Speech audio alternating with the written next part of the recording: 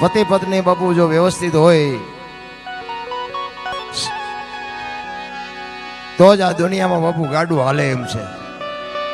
હગો હારો નો હાપડે, મિત્ર મળે જો લબાડ, પત્ની મળે જો કભાર જાતો એળે જો ઉતાર. તેણે પખા મોળા હોય તો ગિરનાર ભેગું થઈ જવાય. ભલામણ પતિ પત્ની કા એક મતા તો સરગાપુરમાં સતા, એક સફળ પુરુષની વાય બાપુ એક એક ભગવતીનો હાથ છે. રામ જલારામ બાપાને વીરબાઈ ન હોત તો કોઈ ઓળખત નહીં, સગાળસાને સંગાવતી ન હોત તો કોઈ ઓળખત નહીં, હરિશ્ચંદ્ર રાજાને તારામતી ન હોત તો કોઈ ઓળખત નહીં, સવારામ બાપાને જબુમાં ન હોત તો કોઈ ઓળખત નહીં, અને દેવીદાસ બાપુને અમરમાં ન હોત તો કોઈ ઓળખત નહીં. એક સફળ પુરુષની વાહે એક એક માયુનો બાપુ હાથ છે. જ્યાં ધર્મ ધ્રુજો, જ્યાં પુરુષ નથી પૂગી કોઈ બાપુ દેશની આબરૂ દીકરીઓ રાખી છે. સગાળસા બિલખા દીકરાને કપાવે, લાંબી વાત છે ટૂંકામાં કહું. દીકરાને કપાવી અને પછી કહે છે હવે તમે વાંઝિયા થઈ ગયા, હવે મારે ખાવું નથી. તેથી સગાળસા ભાંગીને ભૂકો થઈ ગયા. ભાઈ સાધુ થાળીને ઠેબુ મારીને ઉભો થયો અને હાલતો થયો, અને ચંગાવતી કહે છે તમે બેહી જાઓ, હવે એ બાવાને હું સંભાળી લઈશ. બાપુ કેવી રણચંડી બની છે એક વાણિયાની દીકરી, વિચાર કરજો. સાધુ હાલતો થવાની તૈયારી કરે અને આમ ડેલી આડી કરી કે એ બાપુ ક્યાં જાઓ છો, બેહી જાઓ બેહી જાઓ, તમને જમ્યા વગર નથી જવાનું. પછી ચંગાવતી કહે છે કે બાપ જાણી તને કહું છું બાવા, મારા પેટ છે મહિના 5, આશરો સીતારામનો, આય કોઈ નો જાય નિરાશ, હવે બેઠો થઈશ માં બાબા, તને જમ્યા વિના નહીં દઉં જાવા. બેહી જા મારા બાપ, મારા પેટમાં 5 મહિનાનો ગર્ભ છે, ફાડીને રાંધીને તને ખબરાવું, તું ચા હજી અમને ઓળખ. આમ કટાર કરીને ભગવાન બાવડું પકડી લીધું. બસ કર માં બસ કર. તેથી બાપુ સ્ત્રી શક્તિ આગળ થઈ ગઈ. દીકરીઓ તો દીકરીઓ છે ભલામણ. આય તમે હમણાં હાથની હથેળીમાં રાખો, આય આવો ને આય બેવો ને ચા ને જમવાનું ને ગાડલા ને ખાટલા ને, તમે એ બાજુ આવો અને અમે એમ કે કરે હાલો હાલો ચા પાણી રોટલા સિવાય જવાય. અને હું આમ ડેલામાં લઈ જાઉં ને પછી રહોડામાંથી હાણેશું લોટા ઉડવા માંડે, મારે ચિંતા જવું. હારું માણા ન હોય તો જીવવાની મજા જ ન આવે ભલામણ. પતિ પત્ની કા એક મતા બાપુ, જેટલા જેટલા મહાપુરુષો છે ને એ બાપુ દીકરીઓના હિસાબે જ આ દુનિયામાં પૂજાય છે. એવું એટલું બધું રેટું નથી, પણ એનો એક દાખલો આપું, કારણ કે બધાને હારા જ બૈરા જોઈ છે. અમુક અમુક બૈરા એવા કપાતર વરમાં હલવાના છે, અમુક અમુક ભાઈ બાપુ બેનુંમાં હલવાના છે. એક 2 ખેતરવાની માથે એક મોરલો બોલતો હતો. અહીંયા કોયલ બેઠી બેઠી વિચાર કરતી હતી કે આ સુંદર મજાનો અવાજ આવે છે, કોણ બોલતું છે એને ખબર નહોતી. મોર બોલે છે એને ખબર જ નહોતી. આ વાત આપણી ઉપર છે, પણ આ કોયલ ને મોરલાને ગોઠવવા પડે. મેં કીધું તો હમણાં એમ કોઈનું નામ ન લેવાય. એ કોયલ વિચાર કરે કે વરસાદ જો રહી જાય તો મારે જોવા જવું છે. આમે મોરલો, આમે જે સુંદર મજાનો અવાજ આવે છે કોણ બોલતું છે, મારે જોવા જવું છે. ઘડીક થયું ને મોરલો બીજી વાર બોલ્યો, પણ કોયલની કહું મટી તૂટવા કે જે હોય મારે જોવા જવું છે, પણ વરસાદ રહી જાય તો સારું.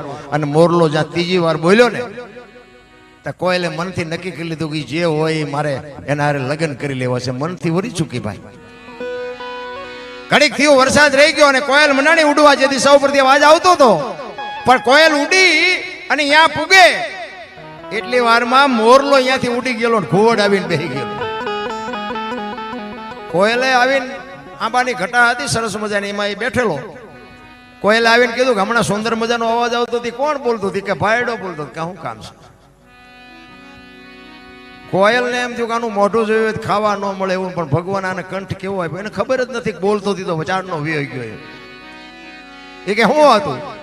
એ કે હતું કાંઈ નહીં, હું મનથી તમને વરી ચૂકી છું, તમારા અવાજ ઉપર મને મોહ થયો ને.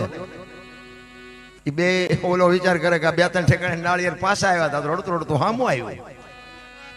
આપણે કેટલા નિમત નથી થઈ ગયું. એ લગ્ન કર્યા ને પછી કોયલ કહે છે સ્વામિનાથ બોલો તો ખરા, મને આ લગ્નનો મોહ નથી, મને તો અવાજનો મોહ છે.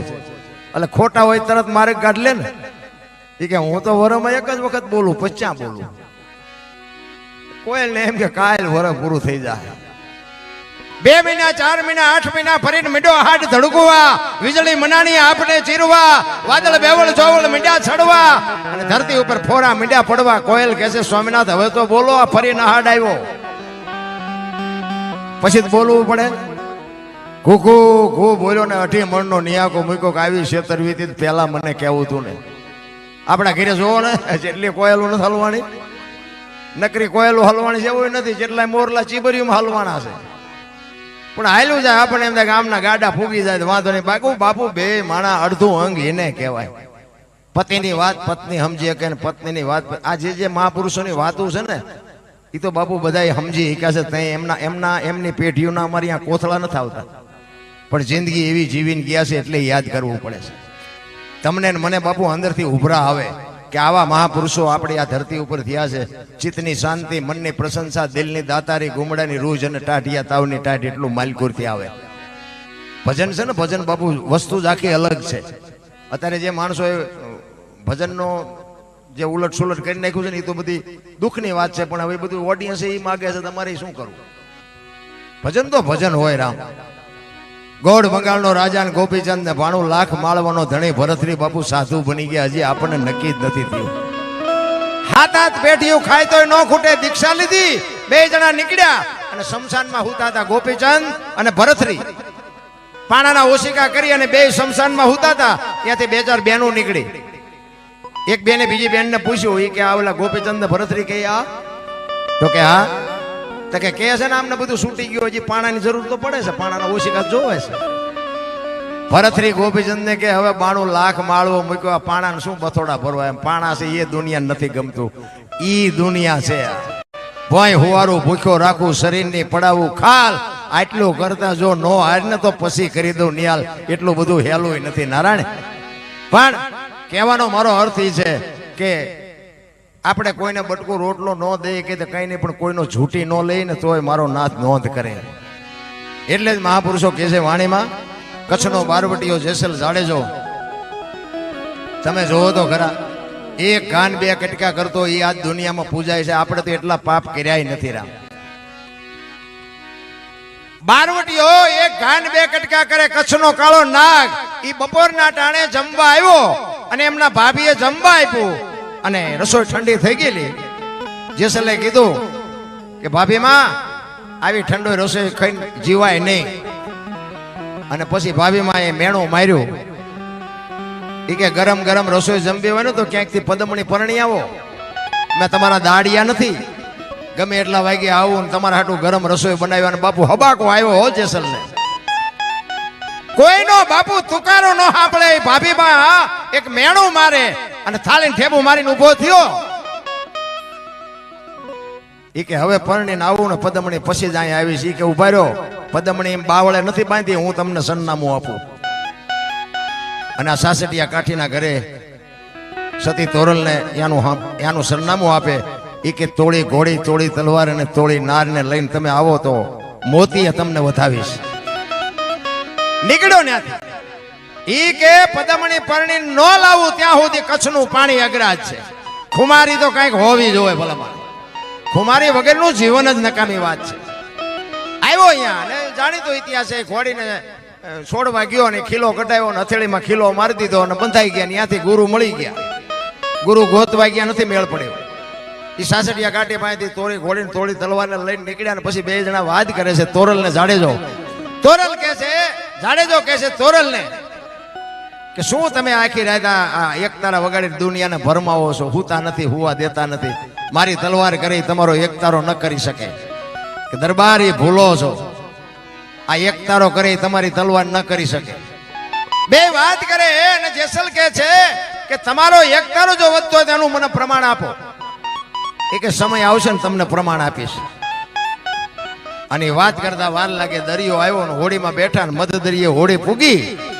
પવન દિશા બદલાવીને ખોરડા જેવડા મોપા મંડ્યા ઉલળવા. ચારે બાજુ નજર કરી પણ આરો ન દેખાણો. કચ્છનો બારવટીયો કાળો નાગ બનાડો બાપુ બરફની પાટ ઓગળે એમ રોવાઓ. તોરલ હમણાં હોડી ઊંધી પડી જાય, આપણે મરી જાવું, મારે જીવવું છે. ત્યારે તોરલ જાડેજાને કહે છે તમે કહેતા હતા ને મારી તલવાર વધ્યા દરિયાને મંડો કાપવા, હમણાં પૂગી જાય છે. અને ભાઈ જાડેજાને હબાકો આવ્યો હોય કે હારવા એક તારામાં આટલો પાવર છે તો તારે ખબર પડી. હું એક કાન બે કટકા કરું પણ મને અત્યારે બીક લાગે છે. આ એક સ્ત્રી હોવા છતાં એના મોઢાની રેખા નથી બદલાતી. ભજનની તાકાત તો બાપુ દેખાય ત્યાં ખબર પડે.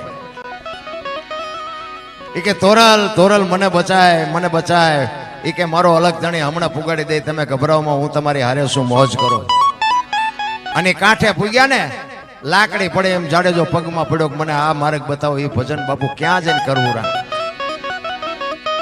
પછી બાપુ આખા જીવનમાં જાડેજા માથે ગમે એટલી વીતીને તલવાર મૂક્યા પછી એને તલવાર જીવનમાં કોઈ દી ઉપાડી જ નથી. એટલે જાડેજો સતી તોરલ જેથી વાયકમાં ગયા અને આ જાડેજો એમના તોરલને કહે છે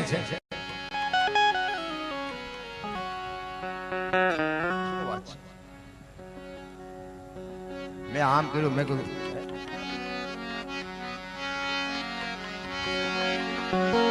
જલારામ બાપાને, જલારામ ને કહું અમારે તો દુકાન જ છે, વેપાર જ કરવો છે. જલા બાપાની ઝોપડીએ બાપુ એની એક વાણી છે, હું જલારામની વાણી જ કરું. કાનદાસ બાપુ જલારામ બાપાની વાણી કરે. અખિલ બ્રહ્માંડનો માલિક જેથી એની ઝોપડીએ મહેમાન થયો અને બધા સાધુ બેહી ગયા જમવાની, દાળ રોટલો જે કાંઈ હતું એ બધું પીરસાઈ ગયું. અને જલા બાપા કહે છે કરો હરિહર. એક સાધુ જમતો નથી. જલા બાપા અહીંયા આવીને કે બાપુ હરિહર કરો. એ કે ભાઈ તું મને કંઈક દક્ષિણામાં આપવાનો હોય તો કે હરિહર કરું. એ કે બાપુ મારા આશ્રમમાં હોય એ માગજો, બહારનું તો હું કેમ આપી શકું. એ કે આશ્રમમાં છે કે તો મળી જાય છે, જાઓ. એ કે મને વચન આપી કે વચન આપવાના નો. આ સૌરાષ્ટ્રની ધરતી છે, તમે એમ કહો જલિયાણ તારું માથું જોવે ને જો બીજી મિનિટ થાય તો મારું માનું ધાવણ લાજે. બેહી જાઓ, જમી લ્યો. અને પેટ પૂજાની લાઈન થઈ પછી જલા બાપા કહે છે સાધુ આવ્યા, બોલો બાપુ શું જોઈ છે.